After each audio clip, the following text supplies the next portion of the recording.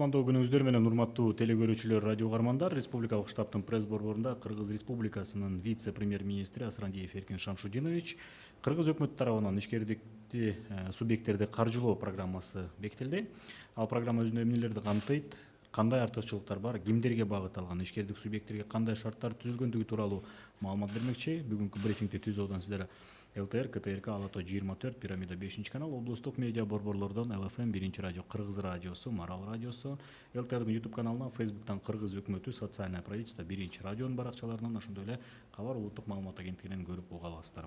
Добрый день, уважаемые телезрители и радиослушатели. В пресс-центре республиканского штаба начинается брифинг вице-премьер-министра Кыргызской республики Асрандиева Эркина Шамшудиновича по утвержденной программе финансирования субъектов предпринимательства, где будет дана информация о том, что дает данная программа, какие условия и направления включены, какие приоритеты имеются.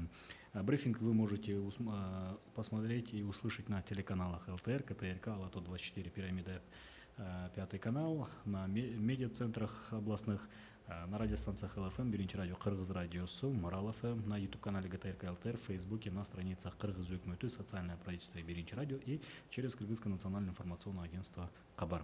Эркин Шамшудинович, сөз сизде. Саламатсыздарбы, урматтуу телекөрүүчүлөр, радио угармандар жана журналисттер. Добрый день, уважаемые телезрители, радиослушатели и журналисты.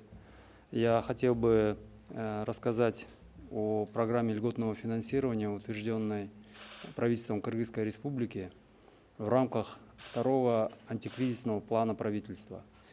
Вчера эта программа была опубликована, она вступила в силу.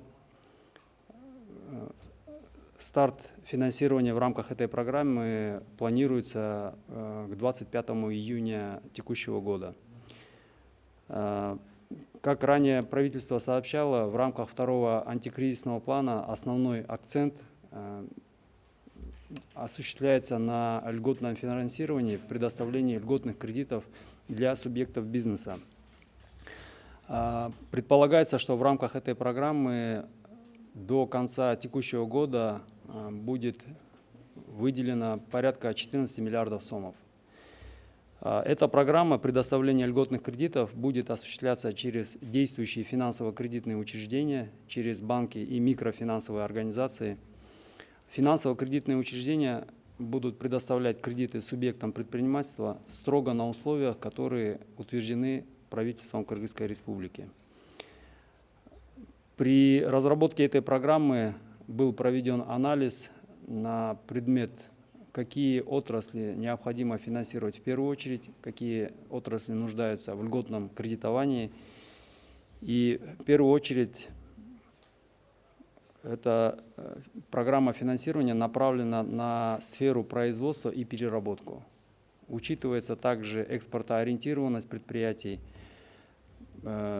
Обязательно вошли предприятия, которые связаны из сферы сектора экономики, которые связаны с продовольственной безопасностью, с производством медицинских изделий и средств индивидуальной защиты в условиях борьбы с инфекцией. Также в число финансируемых отраслей вошла сфера туризма. В рамках компонента цифровизации льготные кредиты могут получить иные секторы услуг и розничная торговля. Отдельно я хотел бы остановиться на компоненте цифровизация. Как до этого информировало правительство, сейчас проводится большая работа по цифровизации налоговых процедур, повсеместное внедрение онлайн ККМ и электронных счет-фактур. И те субъекты предпринимательства, которые переходят на цифровые процедуры, применяют цифровые технологии, они могут получить особо льготные условия кредитов. Также отдельным продуктом, отдельным направлением включено беззалоговое микрокредитование малого предпринимательства. Этот компонент направлен на самозанятое население. Если говорить об основных условиях, то это все кредиты будут предоставляться в национальной валюте. Процентная ставка 6-10% годовых. По компоненту микрокредитования процентная ставка составляет для заемщиков 14% годовых. Это порядка в 2,5 раза ниже, чем коммерческие ставки. Сроки кредитов от 3 до 5 лет. При этом предусмотрены каникулы 12-18 месяцев. Как я уже отметил, отдельным продуктом включено кредитование в рамках цифровизации налоговых процедур. Те субъекты предпринимательства, которые применяют или готовы применять ККМ онлайн и электронный счет фактуры, то они могут получить по отдельному кредитному продукту под 4% годовых в национальной валюте. При этом первый год процентная ставка не взимается, то есть первый год кредит беспроцентный, и на второй, третий год устанавливается процентная ставка 4% годовых. Я думаю, что это очень хорошие условия для тех, кто заинтересован в цифровизации. Также для облегчения долговой нагрузки по текущим кредитам для предпринимателей, для заемщиков включен компонент рефинансирования. От получаемой суммы до половины, до 50% от суммы кредита можно направить на погашение ранее полученного кредита. Как мы все знаем, 2020 год также объявлен годом развития регионов. Акцент на региональное развитие продолжает идти, и поэтому мы этот аспект тоже учли. При распределении ресурсов банковские и микрокредитные учреждения должны не менее 60% выделяемых средств направить на финансирование проектов в регионах.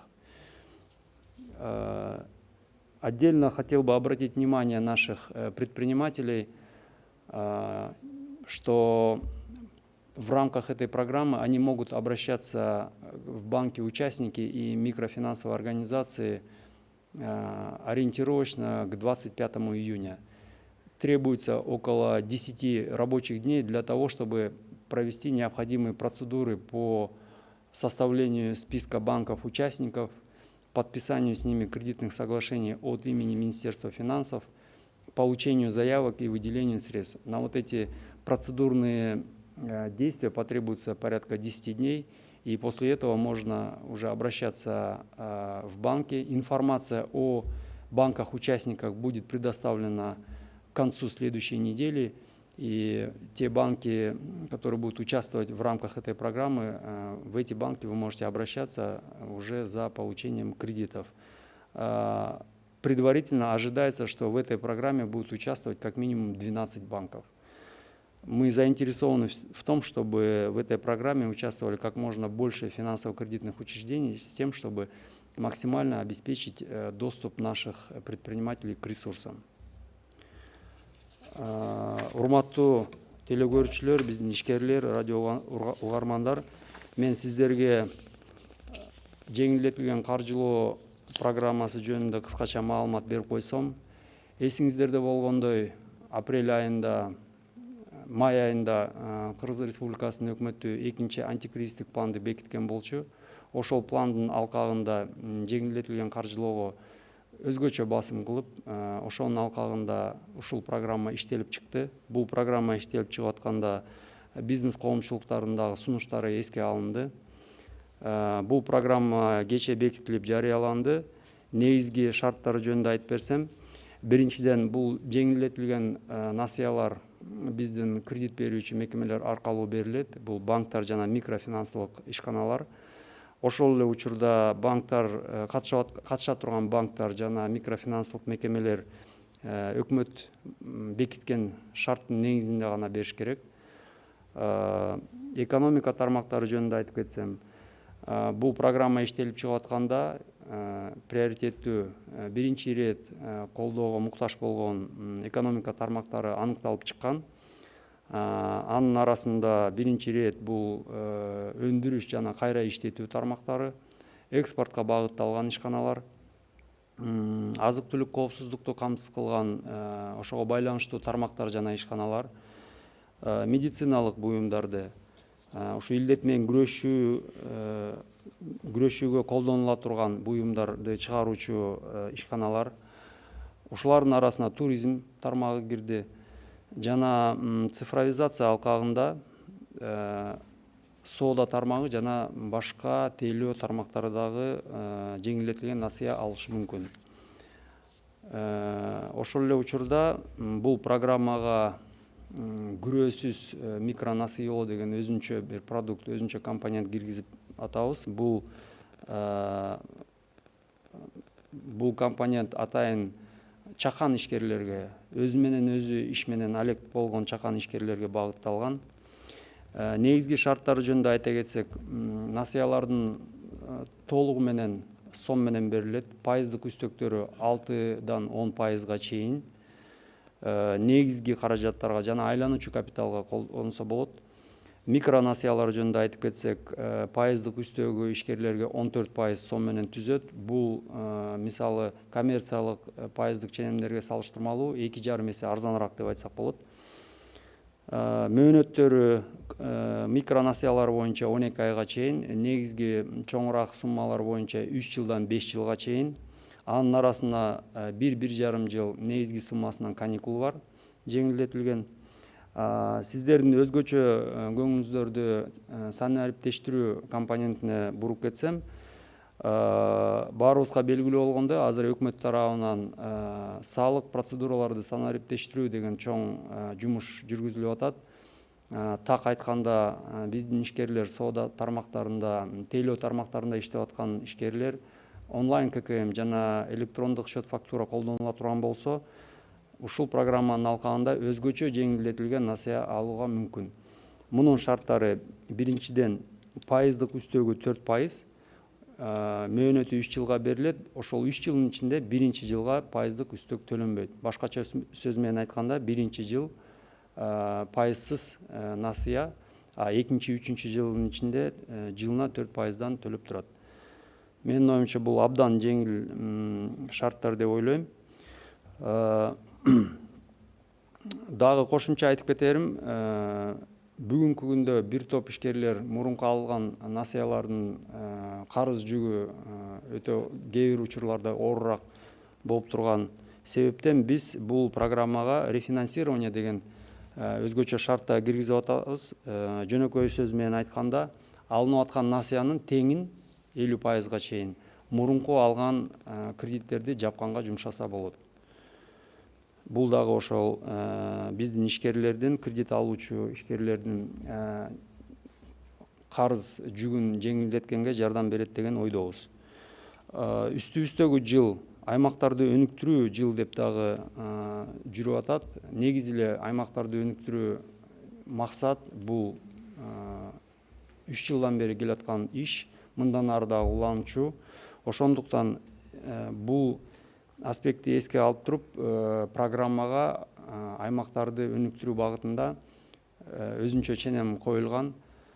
Финансылык кредиттик уюмдар өзлөрүнүн берилип аткан насыяларын 60%-нан кем эмес аймактарга жумшаш керек, аймактардагы ишкерлерге бериш керек. Урматтуу ишкерлер, сиздердин көңүлүңүздөрдү мен өзгөчө буруп кетет элем.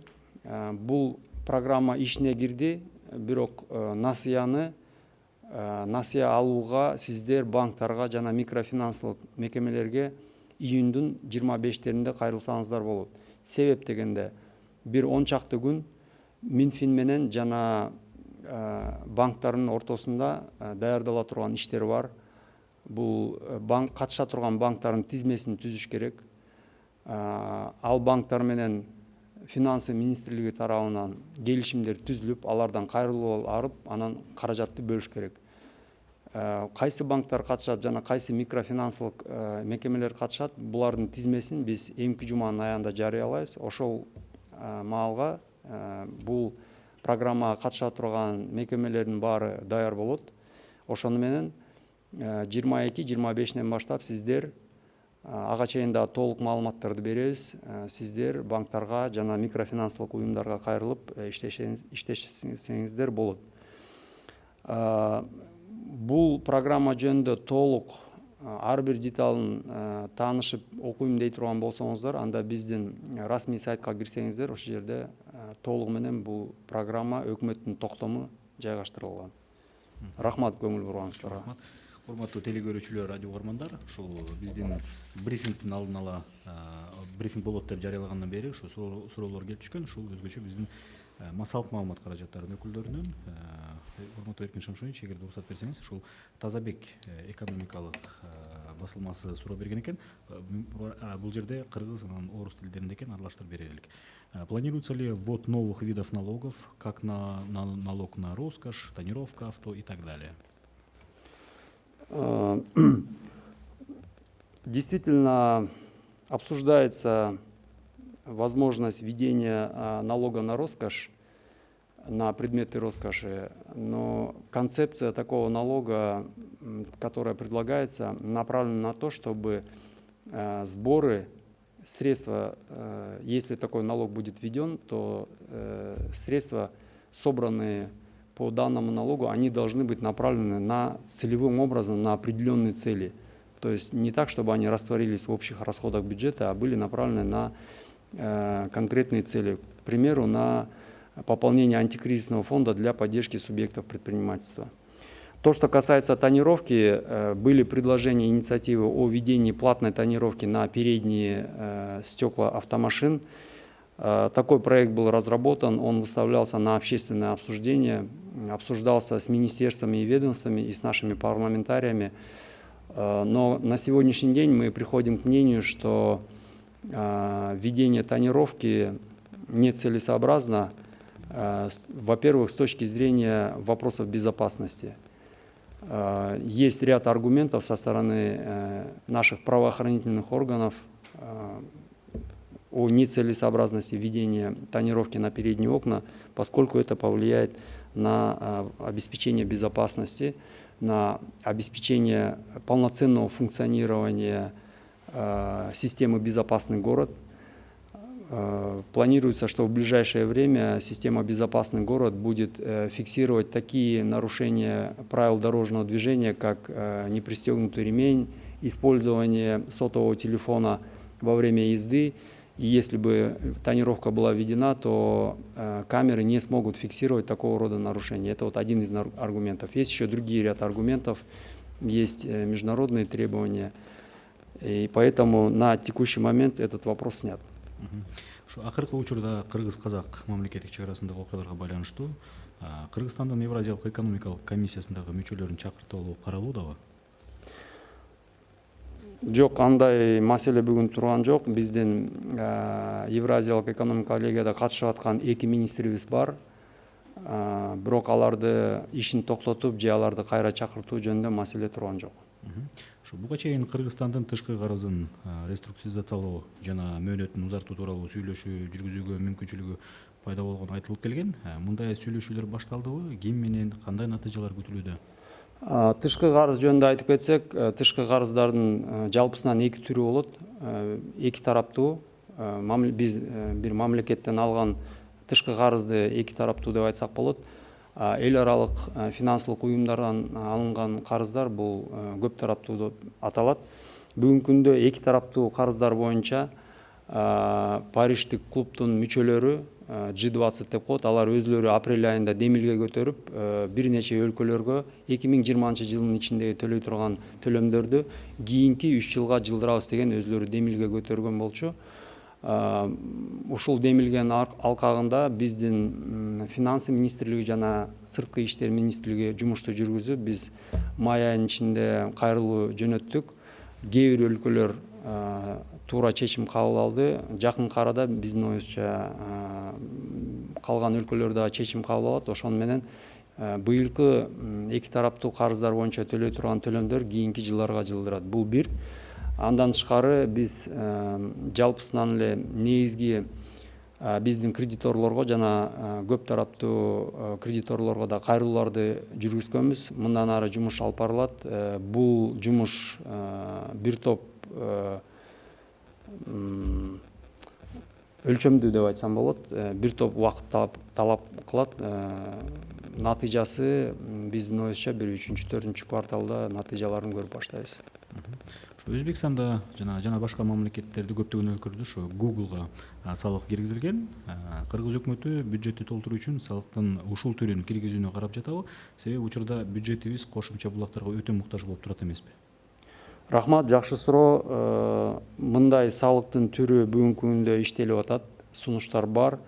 Азыр башка Өзбекстан, Россия Федерациясында ушундай салык киргизилген экен. Алардын тажрыйбасы изиленип, биз дагы сунуштарды даярдап атабыз. Депутаты вас спросили дать информацию по банку Керемет. Какие планы у правительства на этот банк? Собираетесь ли вы передавать его в частные руки? Есть ли желающие? Многие, в том числе и МВФ, недовольны тем, что банк имеет долю в НБКР. Основным акционером Керемет банка является Национальный банк Кыргызской Республики, не правительство. Национальный банк осуществляет свою деятельность независимо от правительства Кыргызской Республики. Безусловно, очевидно, что Керемет банк должен быть передан на открытой прозрачной основе в частные руки. Но я думаю, что прежде чем ставить вопрос о передаче, необходимо оздоровить ситуацию, улучшить финансовые показатели банка с тем, чтобы этот банк стал инвестиционно привлекательным, чтобы при реализации пакета акций государство в лице Национального банка получило максимальную выгоду.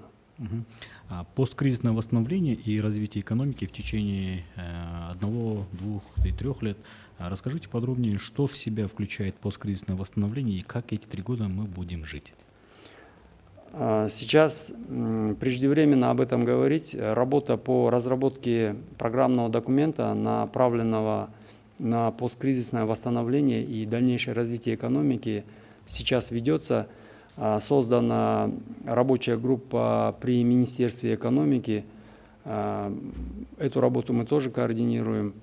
Привлекаются различные эксперты, донорские организации. Я думаю, что до конца этого месяца проект этого документа будет разработан и представлен обществу. Сколько недополучил бюджет в виде таможенных и налоговых отчислений на сегодняшний день? За 5 месяцев 2020 года, то есть на 1 июня 2020 года, по налогам не поступило, то есть отклонение от плановых поступлений составило 6,4 миллиарда по государственному бюджету, в том числе по республиканскому бюджету 5,5 миллиардов. Потери по налоговой службе составили. По таможенным платежам потери составили 7,7 миллиарда сомов. В совокупности общая сумма отклонений бюджетных потерь по доходной части составила 14 миллиардов. Сформирована рабочая группа по посткризисному восстановлению. Кто туда вошел? Да, как я уже сказал, эта рабочая группа сформирована при Министерстве экономики. В основном туда вошли сотрудники министерств, но работа организована таким образом, что мы привлекли экспертов при помощи донорских организаций, в частности от DFID нам предоставили консультанта. Также к этой работе мы привлекаем Национальный институт стратегических исследований, используем наработки Азиатского банка развития и ПРООН. Также при разработке этого документа консолидируются предложения от государственных органов, основных госорганов. И, конечно же, мы собираем предложения и инициативы, идеи от бизнес-сообщества. На прошлой неделе состоялось заседание Инвестсовета, где мы обсуждали эту тему с рядом бизнес-ассоциаций, с рядом представителей бизнеса, и мы открыты к таким предложениям, открыты к обсуждению. Почему горнодобывающая промышленность не вошла в программу поддержки? При разработке программы мы определяли те секторы экономики, те направления, на которые будет направлено это льготное кредитование. Скажем прямо, 100% удовлетворить потребности всех, кто нуждается в дешевых кредитах, Для этого финансовых ресурсов недостаточно. Кроме этого, есть обычная банковская практика. Поэтому при разработке программы мы исходили из того, чтобы приоритизировать эти отрасли. Приоритизировать отрасли с точки зрения тех, кто наиболее пострадал. Такие критерии применялись. Те, которые могут быстро восстановиться, те, которые в короткие сроки дадут мультипликативный эффект, которые ориентированы на экспорт нашей продукции, которые в короткие сроки охватят максимально рабочими местами. Исходя из этого составлялся список секторов экономики, на которые направлено льготное финансирование. Ну и, как я уже отметил, отдельным компонентом вошел аспект цифровизации. В рамках кредитования по цифровизации ограничений по отраслям нет. И еще один компонент, который мы включили для поддержки малого предпринимательства, самозанятого населения, это беззалоговое микрокредитование. Кайра иштетүү ишканалардагы бул программага кирген экен. Бул жардам даректүү болобу? Албетте, программада кайсы тармактар, кайсы максатка насыяларды алышы мүмкүн, жана кандай колдонуш керек, ошонун баары так жазылган. Финансы министрлиги тарабынан дагы, катыша турган банктар тарабынан дагы берилип аткан насыя кайсы мекемеге, ошол берилген насыя кандайча колдонулду, максаттуу пайдаланылдыбы, ошонун баары көзөмөлгө алынат. Албетте, насыяны алган ишкерлер алган каражатты кайсы жака жумшаган, эмне сатып алган жөнүндө сөзсүз түрдө отчетторун бериш керек. Ошол ишканалардын түзүлгөн тизмеси барбы? Жана бул ушул жеңилдетилген насыяны жана дагы башка жардамды алуу боюнча? Өзгөчө тизме түзүлгөн жок. Себеп дегенде ишканалардын саны көп. Биздин план боюнча ишкерлер жана ишканалар ушундай насыяга муктаж болгон жана программага көрсөтүлгөн тармактарга жана шарттарга туура келгендер, алар өзүлөрү кайрылыш керек. Анан коюлган талаптарга туура келсе, насыя алынышы мүмкүн.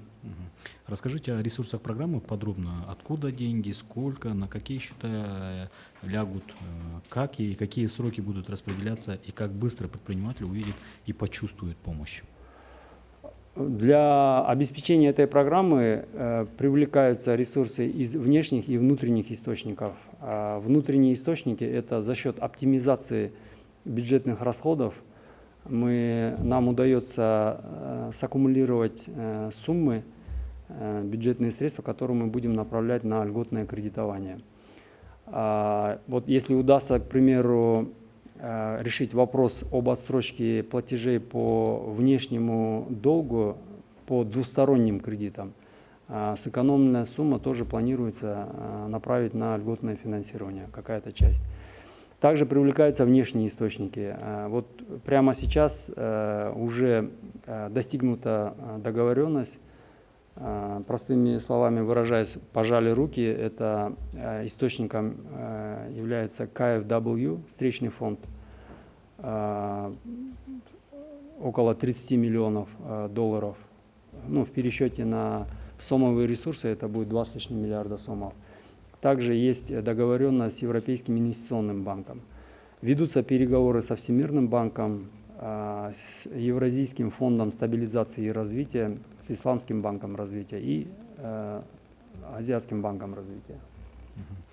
Также, я извиняюсь, обязательно должен отметить, что одним из источников ресурсов также являются средства Национального банка Кыргызской Республики, которые размещаются в рамках кредитных аукционов. Уже Национальный банк начал эту работу. Были проведены аукционы по финансированию оборотного капитала по условиям нашей программы и аукцион на цели микрокредитования по нашим условиям. И если не ошибаюсь, сегодня тоже должен состояться очередной аукцион для финансирования оборотки. То, что относительно счетов, В зависимости от источников, в зависимости от кредиторов, если это внутренний источник, то мы планируем для финансирования антикризисной программы, формирования антикризисного пула средств, Министерство финансов должно открыть отдельный счет для того, чтобы учитывать. Если есть некоторые внешние источники, которые также можно включить в бюджетные счета и провести через этот антикризисный счет.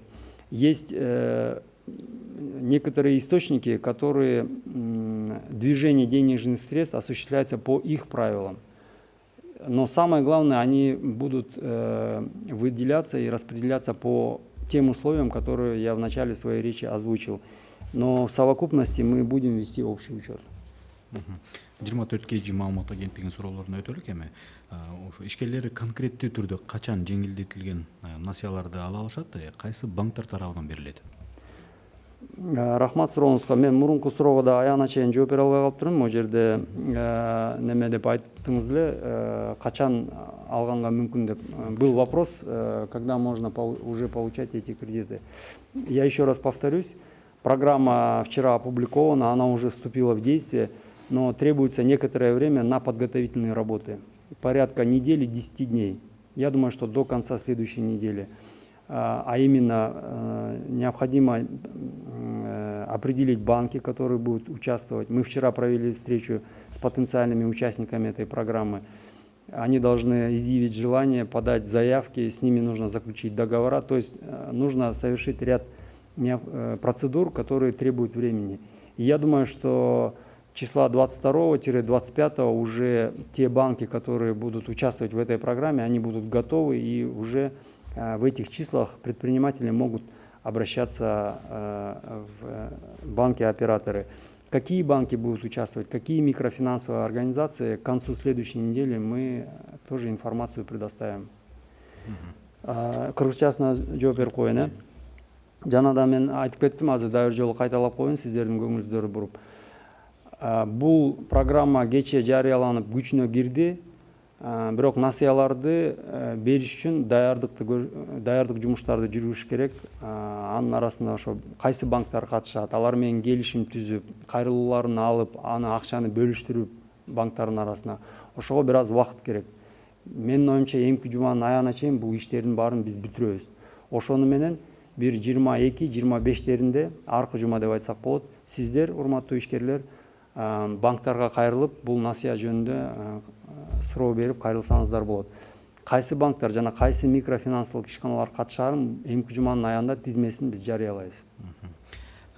Бизнес все-таки просит правительство сделать налоговые каникулы хотя бы на пару месяцев. Почему правительство отказывается от этой инициативы? При разработке и первой, и второй антикризисных планов мы рассматривали, были предложения от бизнес-сообщества относительно освобождения от налогов и от социальных отчислений.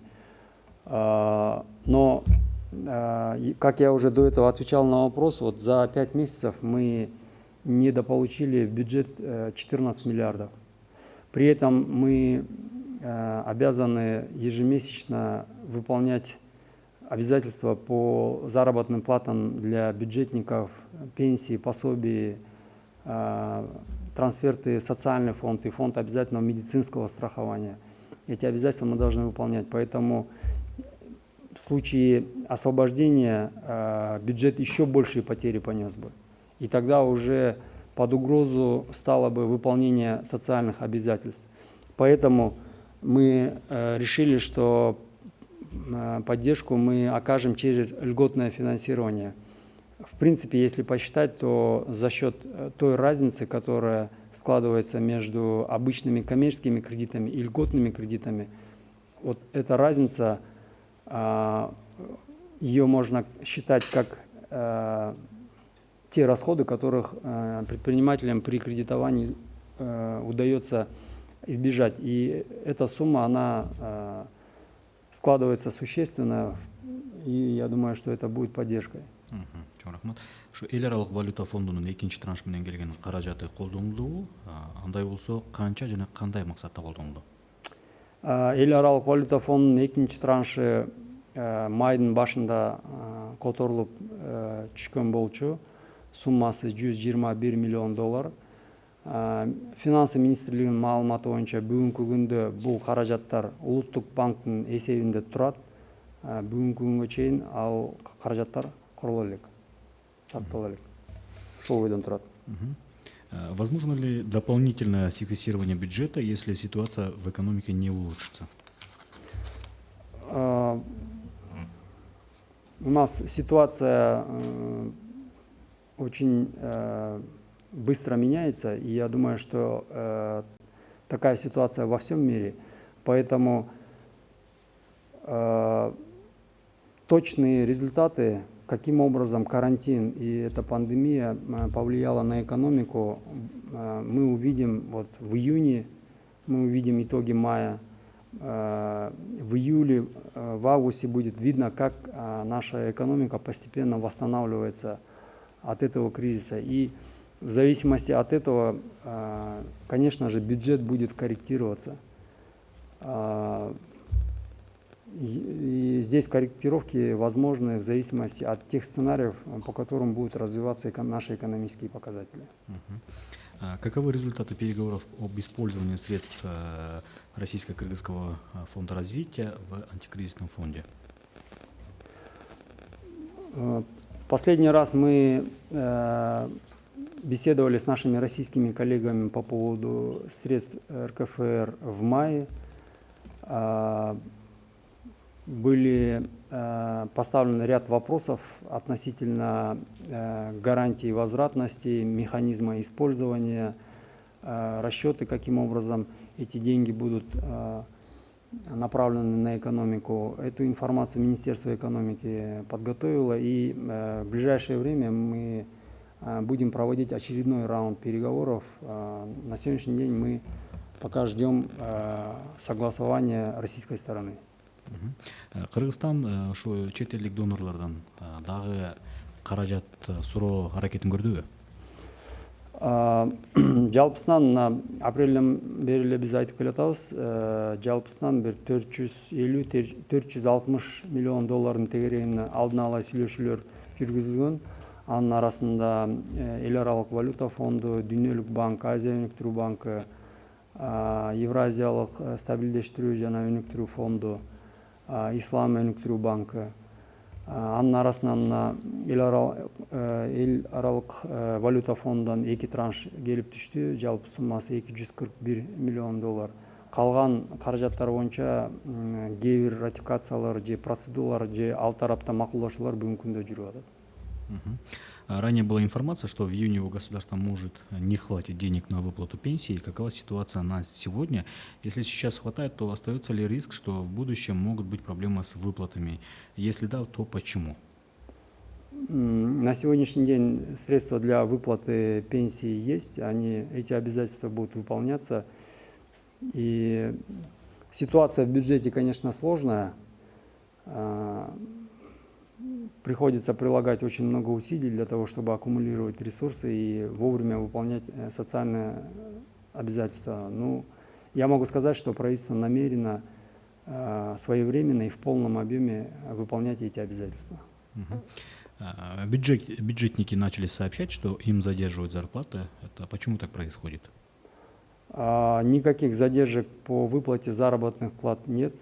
Мы каждый день отслеживаем эту ситуацию. Если у вас есть какие-то конкретные факты задержек, то вы можете дать эту информацию Министерству финансов и нам в правительство. Мы будем разбираться. Но задержек нет. Не должно быть. Эркин Шавшевич, вопрос по ЭЭК, оказывается. Вопрос по ситуации на границе с Казахстаном. Минэкономики сообщила, что ЭЭК признала незаконным действия Казахстана, при этом на сайте самой комиссии нет никаких сообщений на этот счет. Расскажите подробнее о заседании и какие аргументы Кыргызстана были учтены комиссией. Ну, во-первых, я хотел бы поправить, скорректировать вопрос. Не совсем правильно говорить о том, что о признании незаконными действий Казахстана нет такой формулировки. Правильная формулировка, которая принята позавчера, это о том, что те процедуры, которые проводятся на кыргызско-казахской границе, они признаны барьером. Вообще в рамках законодательства ЕАЭС есть несколько категорий, есть ограничения, изъятия, барьеры. Так вот, эти процедуры, они признаны барьером. То, что касается отсутствия информации на сайте, я думаю, возможно, в этом есть техническая причина, либо данное решение, оно было оформлено не решением, а протоколом коллегии. Возможно, это повлияло. А в целом, то, что касается ситуации, я думаю, что эту проблему нужно решать в конструктивном русле. Мы ведем переговоры с нашими казахскими коллегами. Есть некоторые сложности, проблемы, но я думаю, что мы совместными усилиями будем эти проблемы решать. Были переговоры, телефонные переговоры нашего премьер-министра с премьер-министром Республики Казахстан. У обеих сторон есть понимание того, что на границе таких сложностей не должно быть. Ну, есть определенные проблемы, которые заключаются в упорядочении, в том числе и упорядочении этих процедур и движения товаров. И я хочу сказать, что такие сложности и проблемы, они не только здесь, но и на других внутренних границах. В рамках последнего решения коллегии предлагается сформировать рабочую группу. У нас на следующей неделе будет обсуждение этого вопроса с тем, чтобы системно подойти к вопросу обеспечения свободного, действительно свободного передвижения товаров в рамках ЕАЭС через внутренние границы. Спутник Кыргызстан маалымат агенттигинин суроолоруна өтөлүк эми. Коронавирус учурунда алынган сырткы карыздар, гранттар боюнча өкмөт качан отчет берет? Сырттан келген жардам, гранттар жана карыздар, кредиттер боюнча биз маалыматты ар дайым берип турабыз. Бул маалыматты жума сайын биз жаңыртып турабыз. Сиздер өкмөттүн расмий сайтына кирип ошол маалыматты алсаңыздар болот. Ар бир 4-күн сайын бул маалымат жаңыртылып турат. Эмнеге өкмөт мамлекеттик ипотекалык компания турса, ошого окшош эле Ак Босого компаниясы түзүп жатат? Бул жаңы компания жөнүндө демилге болгон, орусча айтканда жилищный сертификат деп коет. Турак жай сертификат, кечирим сурайм, жилищно сберегательная компания. Кыргызчасы турак жай сактоочу компания деп ушундай демилге болгон болчу. Бул компания түзүлө элек. Бул компаниянын түзүлүшү боюнча азыр консультациялар жүрүп атат. Канчалык бүгүнкү этапта, келечекте негизи мындай турак жай сактоочу компания керек. Биз негизи эле ипотеканы өнүктүрөбүз десек. Бирок азыркы учурда бул маселе талкууланып атат, консультация жүрүп атат. Азыркы учурда ушул жаңы компания түзүшү кереги барбы, жокпу, же кое туруш керекпи, же ошол иштерди, ушул турак жай сертификаттарды, турак жай сактоочу системаны азыркы ипотека компаниясы өзү эле баштап өнүктүрө алабы деген ушундай талкуулар жүрүп атат. Бул темадан сырткары бир суроо бериптир. Спутник Кыргызстан агенттигинен Эркин Насрандиев Ошко губернатор болуп баруунусун суранып жатыптыр деген сөз чынбы дейт? Жок, андай сүйлөшүүлөр болгон эмес, андай суранычтар болгон эмес. Менин оюмча, мен бул кызматка жаңы эле келип отурам, 4 ай болду. Мен биринчи ирет ушул кызматта бир результат көрсөтүшүм керек деген ойдомун. Кыска эле мөөнөт өттү. Жалпысынан айтканда, аймактарга барып иштей турган маселе койсо, менин оюмча бул мен үчүн жакшы тажрыйба болмок. Чоң рахмат. Марал радиосунан бир суроо келиптир. Кичи бизнеске өзгөчө ушу туризм секторунда жаңы иштеп баштагандарга насыя алса болобу? Эгер боло турган болсо, кандай кылышыбыз керек? Туризм тармагыдагы жеңилдетилген каржылоо программасына кирген приоритеттүү тармак катары.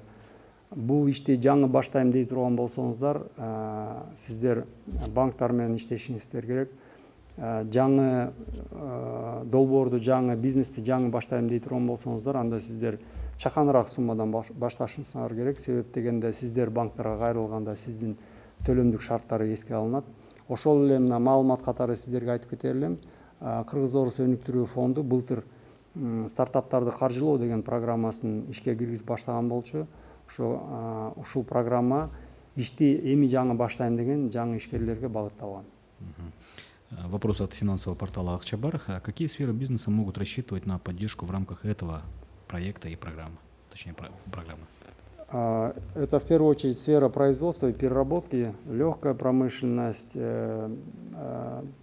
производство продуктов питания, ну вообще все предприятия и секторы, которые связаны с обеспечением продовольственной безопасности, предприятия, которые ориентированы на экспорт, сфера туризма, предприятия, которые занимаются производством медицинских изделий, средств индивидуальной защиты, именно тех изделий, которые необходимы вот в текущей ситуации.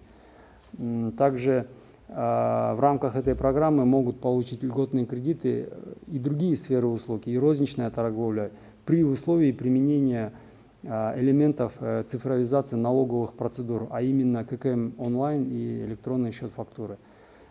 Также могут получить малые предприниматели микрокредиты, беззалоговые микрокредиты для любых сфер бизнеса, в том числе и сферы услуг и торговли. Известна ли процентная ставка и срок кредита? Процентная ставка я перечислю по приоритетным отраслям на покупку основных средств, то есть на оборудование, строительно-монтажные работы 6% годовых, на пополнение оборотного капитала 10% годовых, на цифровизацию 4% годовых, при этом первый год беспроцентный кредит, и на микрокредитование 14% годовых. Сроки по микрокредитам 12 месяцев, а по остальным кредитам 3-5 лет. И вот, наверное, последний вопрос, есть, оказывается, просто повторяющие вопросы, не будем задавать. И вопрос от мирного жителя. Кто может подавать заявки на кредит, кому и какие документы, на каких условиях, когда начнет действовать эта программа? Спасибо. Могут подавать предприниматели, которые занимаются бизнесом в тех отраслях, которые указаны в программе. Я их только что перечислил. По поводу требований и перечня документов, это стандартные документы, стандартные требования, которые установлены в рамках банковского законодательства. Примерно можно обращаться в банки где-то в 25-х числах. К этому моменту все операторы банки и средства будут готовы. Более подробную информацию, я еще раз повторюсь, вы можете зайти на сайт правительства Кыргызской Республики, и на этом сайте размещена сама программа и постановление правительства. Чоң рахмат. Урматтуу телекөрүүчүлөр, радио угармандар, ошо бизге белгиленген мөөнөттө келип жетти жана суроолордун баардыгын бере алдык деп ойлойм. Бүгүн республикалык штабтын пресс-борборунда Кыргыз Республикасынын вице-премьер-министри Асрандиев Эркин Шамшудинович Кыргыз өкмөтү тарабынан ишкердик субъекттерди каржылоо программасы бекитилгенин маалымдап, ошол өзүнө эмнелерди камтыганын, кандай артыкчылыктар бар экенин, кимдерге багытталганын жана ишкердик субъекттерге кандай шарттар түзүлүп жана кандай шарттар менен ушул насыяларды алуу боюнча маалымат кенен айтып берди.